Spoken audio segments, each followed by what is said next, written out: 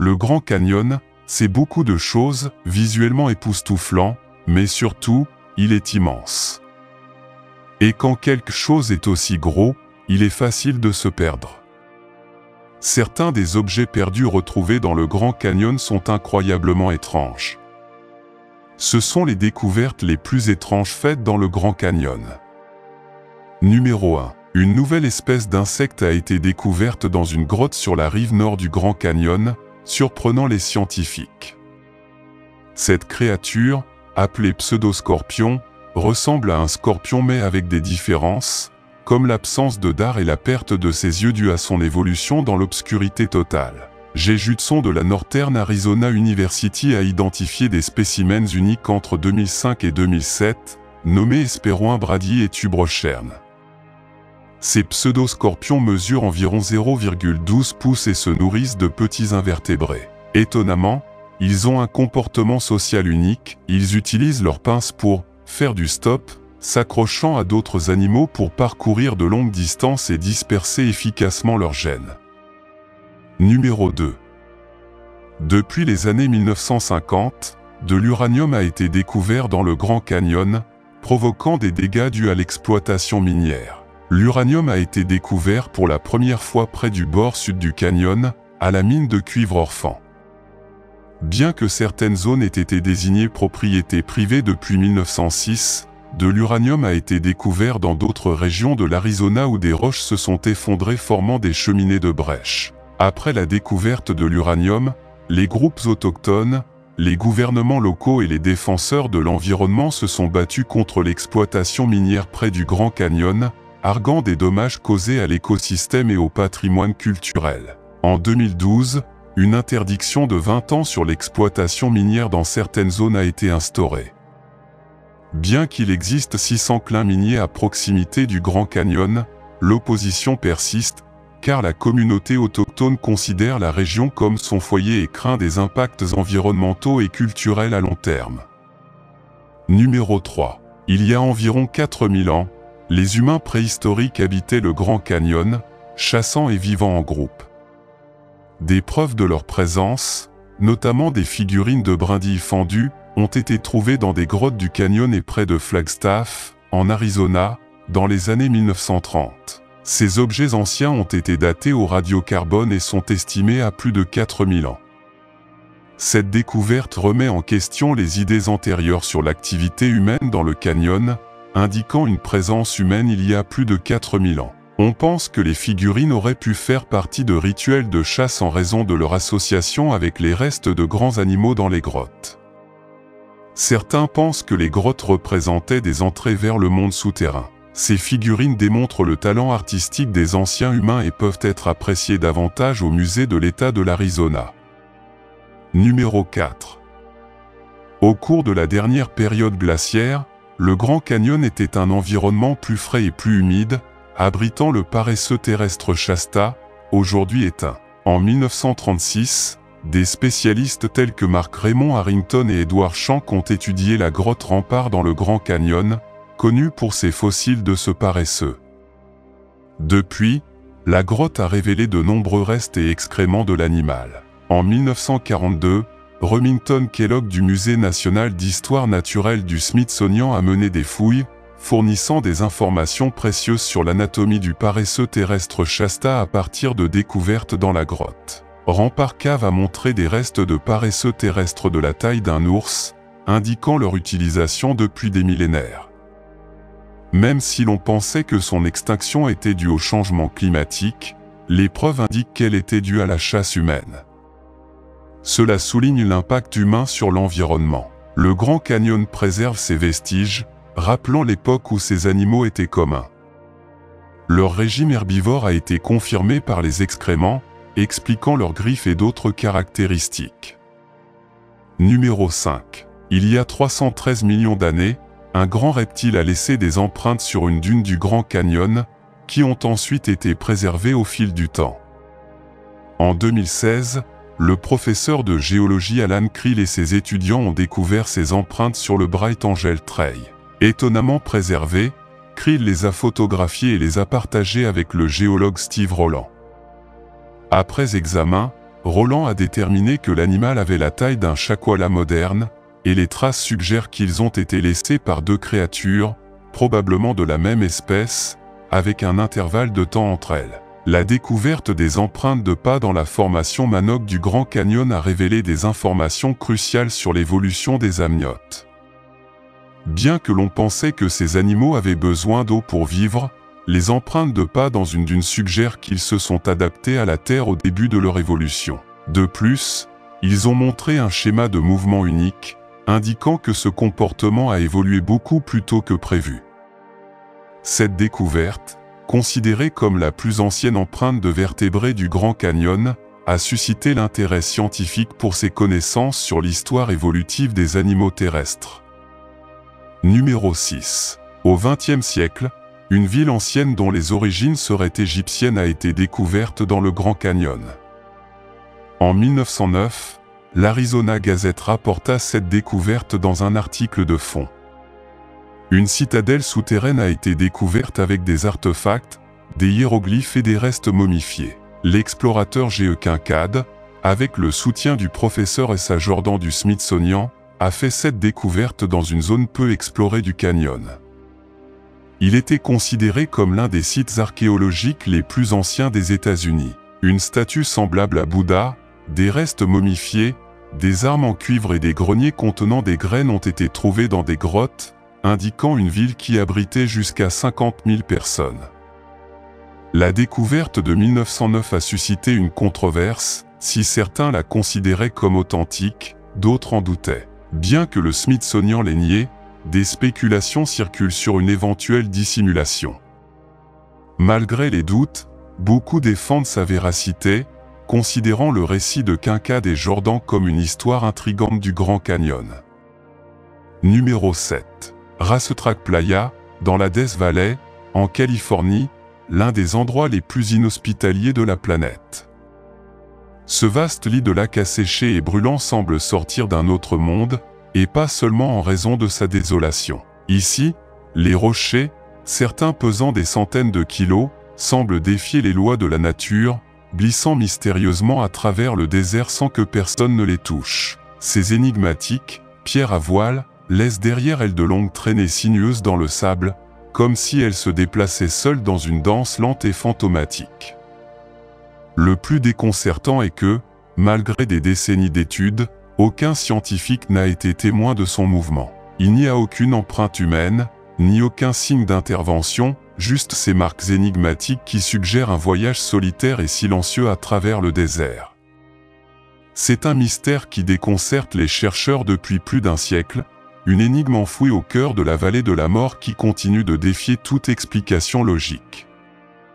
Numéro 8. Notre prochain mystère scientifique n'appartient pas à un seul endroit, mais à plusieurs endroits à travers le monde.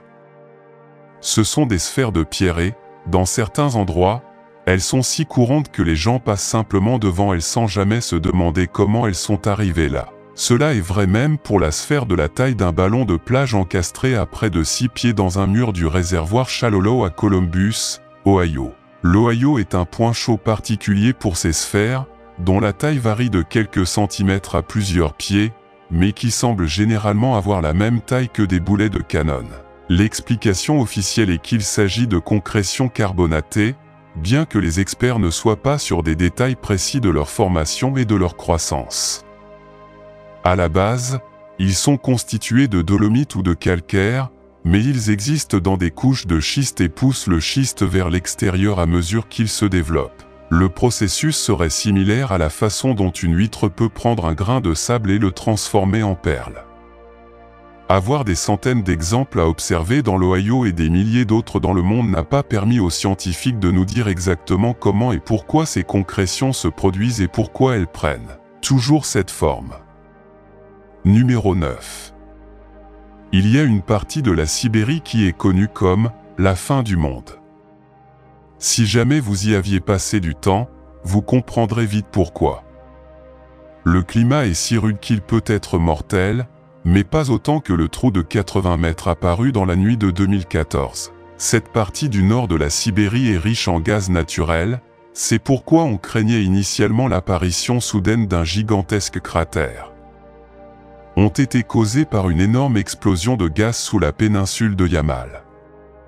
Les théoriciens du complot sur Internet ont cependant décidé qu'il devait s'agir du site d'atterrissage d'un ovni. Plusieurs années après l'apparition du cratère, il n'y a toujours pas d'explication officielle sur la façon dont cela s'est produit, bien que certains scientifiques pensent qu'il s'agit d'un produit du réchauffement climatique, avec des gaz chauffés remontant sous la surface puis explosant, presque comme un bouchon de champagne. Ce que l'on peut dire avec certitude, c'est que cela n'a pas été causé par une météorite, ce qui était une autre des premières théories. Quoi qu'il se soit passé ici, le cratère a été causé par quelque chose poussant de bas en haut plutôt que de haut en bas. Si la Russie a trouvé des réponses, elle a décidé de ne pas les partager avec le monde. Numéro 10. Vous n'avez pas besoin de connaître grand-chose en science pour comprendre que les roches et les rochers ne sont pas vivants. Comme elles ne sont pas vivantes, elles ne devraient pas pouvoir croître, et pourtant les pierres dites vivantes des Trovans à Kosteti et en Valachie, en Roumanie, semblent croître un peu d'année en année. Les roches sont en réalité des concrétions de grès capables de sécréter du ciment. Leurs noyaux sont en pierre, mais leurs couches externes sont en grès. Lorsqu'il pleut abondamment, de nouvelles sécrétions apparaissent sur les couches externes des roches et favorisent leur croissance. Depuis 2004, les pierres du croissant sont collectées dans un seul endroit connu sous le nom de réserve naturelle du musée des Trovans, à la fois pour étudier de plus près le phénomène et pour les protéger et les préserver. Il n'est pas surprenant que de nombreux habitants locaux qui vivent autour des pierres et les connaissent depuis des générations croient que les roches sont vivantes et les traitent comme des objets surnaturels. La science a peut-être donné une meilleure explication, mais même aujourd'hui, très peu d'entre eux choisissent d'y croire. Après tout, les scientifiques ne les étudieraient pas d'aussi près s'ils étaient sûrs à 100% d'en comprendre tous les secrets. Numéro 11. Début 2024, une surprenante découverte a été faite dans l'Utah, près de la frontière avec l'Arizona et au nord de Monument Valley. Les chercheurs pensent avoir découvert une ancienne carrière, un lieu contenant d'énormes blocs de grès qui ont fasciné les archéologues et les géologues. Des blocs massifs de grès se trouvent dans la carrière, certains mesurant jusqu'à 6,4 mètres dans toutes les dimensions et pesant des centaines de tonnes. Ces blocs se distinguent par leur forme cubique et rectangulaire précise, avec des coupes nettes à angle droit. La précision et la taille de ces blocs remettent en question l'idée selon laquelle ils auraient été formés uniquement par des processus géologiques naturels. Cette découverte a donné naissance à plusieurs théories sur la formation de ces blocs. Une hypothèse intéressante suggère qu'ils pourraient être l'œuvre d'une civilisation ancienne avancée. Cette théorie est comparée à d'autres sites mégalithiques dans le monde, comme les énormes pierres de Baalbek au Liban et les pyramides d'Égypte, qui montrent également un haut degré de précision et suggèrent l'utilisation d'outils et de techniques avancées. Certains géologues proposent cependant que des processus géologiques naturels pourraient expliquer la formation de ces blocs. La nature peut créer des formes géométriques, comme le montrent les colonnes hexagonales de basalte de la chaussée des Géants en Irlande du Nord. Cependant, l'ampleur et la régularité des blocs dans l'Utah soulèvent la question de savoir si une telle précision pourrait simplement être le résultat de forces naturelles. Ce site est situé au sein de la nation Navajo, une région d'une grande importance culturelle et historique. Le peuple Navajo considère cette terre comme sacrée et d'anciens pétroglyphes à proximité représentent des figures humanoïdes et des spirales. On pense que ces symboles reflètent les croyances Navajo dans le temps cyclique et les événements transformateurs qui remodèlent les civilisations. Ce contexte culturel ajoute un autre niveau de mystère au site, suggérant que les anciens habitants pourraient avoir joué un rôle dans la création ou l'utilisation de la carrière. Les recherches se poursuivent pour en savoir plus sur les origines de la carrière. Les géologues analysent la composition minérale des blocs et de la roche environnante pour déterminer si des conditions géologiques uniques auraient pu conduire à leur formation. Les archéologues recherchent des outils ou des artefacts pouvant indiquer une intervention humaine dans le modelage de ces pierres géantes. Les implications de cette découverte sont importantes. S'il s'avère que les blocs ont été façonnés par une civilisation ancienne, cela indiquerait un niveau de progrès technologique jusqu'alors inconnu dans l'Amérique du Nord précolombienne. cela remettrait en question la compréhension actuelle des capacités des anciens peuples de cette région et pourrait réécrire des pans de l'histoire. L'ancienne carrière découverte dans l'Utah est un site d'un grand intérêt archéologique et géologique. Que les blocs soient le produit de processus naturels ou le savoir-faire d'une civilisation ancienne, cette découverte nous invite à reconsidérer notre compréhension du passé et la relation complexe entre la nature et l'innovation humaine. Des recherches supplémentaires permettront probablement de percer les secrets de ce lieu énigmatique, offrant ainsi de nouvelles perspectives sur l'histoire de la civilisation humaine et son interaction avec le monde naturel.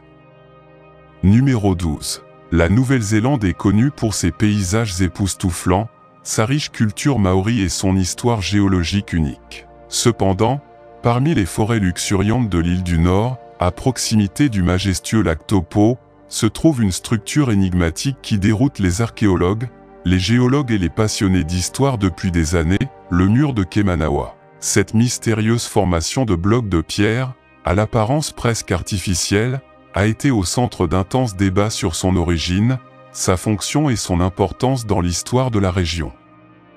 Le mur de Kemanawa est situé au cœur de la forêt de Kemanawa, une vaste étendue sauvage intacte sur l'île du Nord de la Nouvelle-Zélande. Cette forêt fait partie d'une région montagneuse isolée, caractérisée par une végétation dense, un terrain accidenté et un accès limité. Pour accéder au mur de Kemanawa, il faut emprunter des sentiers peu fréquentés et, dans certains cas, emprunter des sentiers que seuls les aventuriers les plus intrépides osent emprunter. Cet emplacement isolé a contribué au mystère qui entoure la structure, car seul un petit nombre de personnes ont eu l'occasion de la voir de près.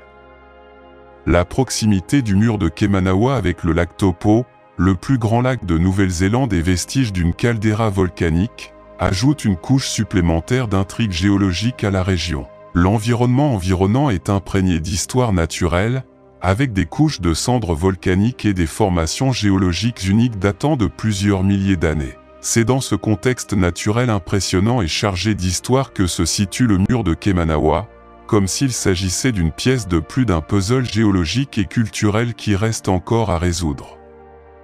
Le mur de Kemanawa est, à première vue, une formation de blocs de pierre étonnamment organisés. Les blocs, de taille variable, sont disposés selon ce qui semble être un motif régulier, avec des bords droits et des faces plates qui ressemblent à des murs construits par d'anciennes civilisations humaines. Cette apparence, artificielle, est ce qui a suscité tant de débats et de fascination. Les blocs sont alignés selon une formation qui semble horizontale, et certains observateurs ont noté que les angles entre les blocs sont remarquablement précis, presque comme s'ils avaient été délibérément sculptés pour s'adapter à cette forme. Le mur n'est pas extrêmement haut, mais son étendue horizontale et la façon dont les blocs sont empilés le distinguent dans l'environnement naturel. Cette conception organisée contraste avec les formations rocheuses naturelles de la région, qui ont tendance à être plus irrégulières et chaotiques. Une caractéristique qui en a intrigué beaucoup est l'absence apparente de marques d'outils sur les blocs de pierre. Si le mur de Kemanawa était artificiel, on s'attendrait à une certaine forme de preuve du travail humain, comme des marques de burin ou des coupes précises. Cependant, ces marques ne sont pas présentes, ce qui amène certains à se demander s'il pourrait réellement s'agir d'une formation naturelle ressemblant simplement à une structure artificielle. L'un des débats les plus intenses sur le mur de Kemanawa est de savoir s'il s'agit d'une formation naturelle ou d'une structure artificielle. Cette question a divisé la communauté archéologique et géologique, avec des débats passionnés des deux côtés. Ceux qui soutiennent l'idée que le mur de Kemanawa est une structure artificielle soulignent les lignes droites et la disposition ordonnée des blocs comme preuve de l'intervention humaine. Ils soutiennent qu'il est peu probable qu'un processus naturel puisse créer une telle formation organisée, en particulier avec la précision apparente des angles et la planéité des faces des blocs. Certains suggèrent qu'il pourrait s'agir d'une sorte de mur ou de structure défensive construite par une ancienne civilisation qui habitait la région avant l'arrivée des Maoris.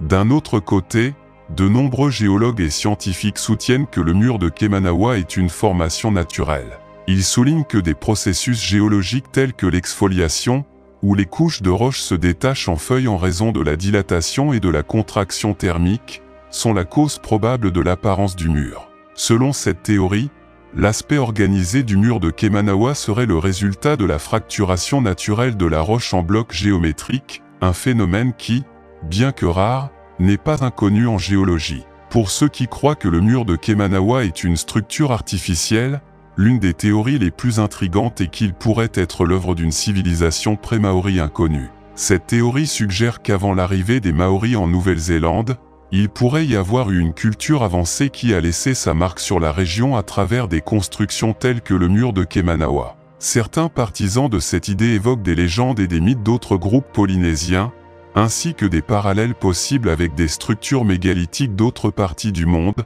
comme les murs de Sacsayhuaman au Pérou. Cependant, à ce jour, aucune preuve archéologique concluante n'a été trouvée pour soutenir l'existence d'une civilisation avancée en Nouvelle-Zélande avant les Maoris. Cette théorie soulève également des questions sur la façon dont une civilisation aussi ancienne et avancée aurait pu disparaître sans laisser de traces claires, hormis des structures comme le mur de Kemanawa. L'absence d'artefacts, de restes humains ou de preuves de peuplement dans la région rend cette théorie difficile à prouver, mais en même temps, elle maintient le mystère vivant. Au fil des années, plusieurs équipes de scientifiques et de géologues ont étudié le mur de Kemanawa pour tenter d'en découvrir l'origine. La plupart de ces études ont conclu que la structure est d'origine naturelle, malgré son aspect inhabituel. L'analyse géologique a suggéré que le mur de Kemanawa pourrait être le résultat d'un type de formation connu sous le nom de joint de colonne ou de fracture de colonne. Un phénomène dans lequel la lave refroidie se fracture en colonnes verticales ou horizontales. Ce processus peut créer des blocs de roche qui ressemblent à des briques ou à des blocs sculptés, comme cela a été observé ailleurs dans le monde, comme la chaussée des géants en Irlande du Nord. Cependant, malgré ces explications scientifiques, l'aspect, trop parfait, du mur de Kemanawa continue de susciter des doutes. Les sceptiques de la théorie naturaliste soutiennent que la précision des angles et l'alignement des blocs sont trop exacts pour être complètement naturels, ce qui suggère que l'histoire du mur de Kemanawa pourrait contenir bien plus que ce que la science conventionnelle a pu expliquer jusqu'à présent. Il est intéressant de noter que le mur de Kemanawa ne semble pas avoir de signification particulière dans la mythologie ou les légendes maoris. Les Maoris, peuple autochtone de Nouvelle-Zélande, ont une riche tradition orale qui comprend des histoires sur leurs ancêtres et les dieux qui ont créé la Terre. Cependant, il n'y a aucune mention spécifique du mur de Kemanawa dans ces traditions. Cela a conduit certains à spéculer que, si le mur de Kemanawa était effectivement une structure artificielle, il aurait pu être construit avant l'arrivée des Maoris en Nouvelle-Zélande, ce qui renforcerait la théorie d'une civilisation pré-maori. D'un autre côté, le manque de références culturelles pourrait également conforter la théorie selon laquelle la structure serait simplement une formation géologique naturelle, puisque les Maoris n'auraient eu aucune raison de l'inclure dans leur récit s'ils ne la considéraient pas comme significative. Numéro 13. En 2018, les cinéastes Léon Deschamps et Sean Thompson cherchaient du matériel pour un documentaire sur l'exploration française de l'Australie. Ils ont utilisé des détecteurs de métaux à Shark Bay, en Australie occidentale, et ont trouvé un rare Bouddha de la dynastie Ming, en particulier une petite statue de bébé Bouddha. Cette révélation surprenante a suscité la polémique, certains pensaient qu'il s'agissait d'un faux, tandis que d'autres se demandaient comment une statue de la dynastie Ming avait fini par se retrouver en Australie.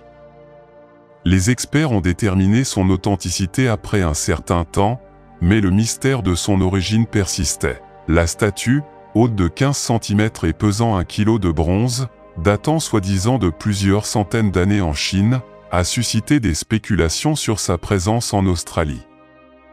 On pense qu'il a été transporté par les explorateurs de la dynastie Ming entre 1368 et 1644 après JC et qu'il a été enterré environ 150 ans avant sa découverte. Il existe cependant des opinions sceptiques. Bien que des navires aient entrepris des expéditions en Asie du Sud-Est, rien ne prouve qu'ils aient atteint l'Australie avant les explorateurs européens au XVIIe siècle. Les théories diffèrent, certaines pensent que la statue a été abandonnée par des perliers ou des pêcheurs chinois dans les années 1870 dans le cadre d'un canular. L'incertitude quant à la véritable origine du Bouddha ne pouvait être résolue qu'en fouillant le site. Numéro 14. Lézard est l'un des premiers mots qui viennent à l'esprit lorsqu'on pense à l'Australie. Les locaux les trouvent presque tous les jours, mais tout le monde ne parvient pas à faire une découverte unique. Une espèce rare d'amphibien ressemblant à un lézard a été découverte l'année dernière.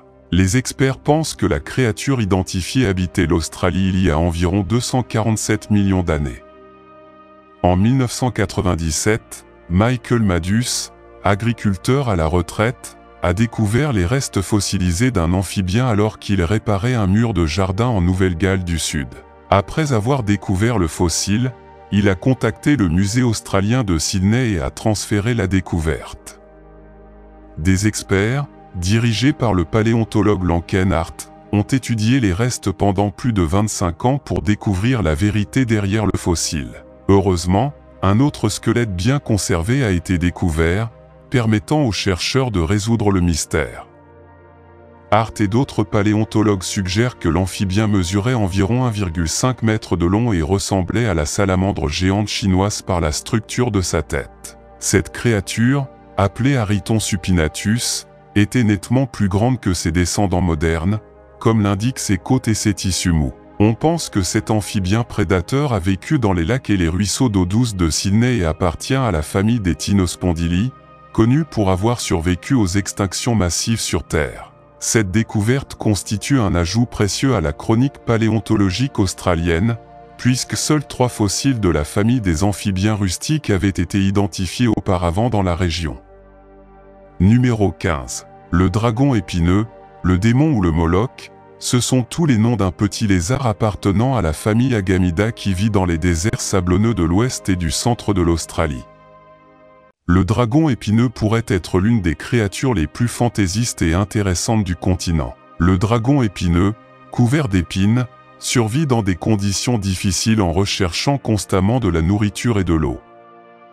Il récupère l'eau de pluie et la rosée et les amène directement à votre bouche depuis votre peau. Son aspect unique, son caractère inoffensif et sa lenteur le rendent charmant et insolite, suscitant admiration et curiosité. Les épines de sa tête ont des os et sa coloration brun doré aide au camouflage. Leur cou, en forme de coussin, facilite la collecte et le transport de l'eau. Le dragon épineux, spécialisé dans la chasse aux fourmis, ne représente aucune menace pour l'homme. Numéro 16. Dans les régions reculées de l'Australie occidentale, au milieu de terres arides, se trouve le site du plus ancien impact de météorites, le cratère de Yarabuba. Des études géologiques ont établi que cette formation est apparue il y a un peu plus de 2,2 milliards d'années, mettant peut-être fin à une période glaciaire mondiale. Actuellement, il s'agit de la plus ancienne découverte sur Terre faite par les scientifiques. Pour obtenir des résultats plus précis sur l'âge du cratère Yarabuba, les scientifiques ont utilisé des échantillons de minéraux régionaux, notamment du zircon et de la monazite, qui contiennent de l'uranium dont le taux de désintégration est connu. Bien que cela paraisse simple, le processus impliquait des analyses avancées avec un équipement moderne. Le cratère, qui mesurait autrefois 70 km de diamètre, rétrécit progressivement et n'est plus qu'une petite colline rouge appelée Barren Hill. Même si elle peut disparaître avec le temps, la valeur de la découverte persiste, puisque l'impact de la météorite a provoqué d'importants changements climatiques qui ont influencé le développement ultérieur de la Terre et sa vie. Sans cet événement, la Terre aurait pu rester gelée sans subir de réchauffement climatique. Numéro 17. En vous promenant en Australie, vous n'auriez guère envie de rencontrer une créature si énorme que les kangourous semblent inoffensifs en comparaison. Pendant la majeure partie de la période du Pléistocène, qui s'est étendue il y a 1,6 million à 40 000 ans, on pouvait rencontrer en Australie une créature terrifiante et extrêmement grande connue sous le nom de diprotodon. Ce quadrupède avait un corps court, une queue et des membres épais qui ressemblaient à des troncs. L'ancien marsupial mesurait 2 mètres de haut et pesait plus de 2,5 tonnes. Il est difficile de croire qu'un marsupial puisse peser plus qu'une voiture moyenne, mais des découvertes antérieures suggèrent que l'Australie était autrefois une terre habitée par des animaux étranges et uniques, notamment des diprotodons. Cet ancien marsupial, 200 fois plus grand que ses parents modernes comme les wombats et les koalas, aurait pu causer des problèmes écologiques en raison de son grand appétit pour les feuilles et les arbustes. Bien qu'on les pensait inoffensifs, ils vivaient en groupe près de l'eau, évitant les collines en raison de leur mobilité limitée. Bien qu'ils soient grands, on pensait qu'ils étaient timides et évitaient les prédateurs. Les aborigènes vivaient en paix avec eux, mais l'espèce est aujourd'hui éteinte, ne laissant que des ossements. Qu'ils chassaient ou s'attaquent aux humains reste un mystère. On espère que les scientifiques seront en mesure de répondre à ces questions à l'avenir. Numéro 18.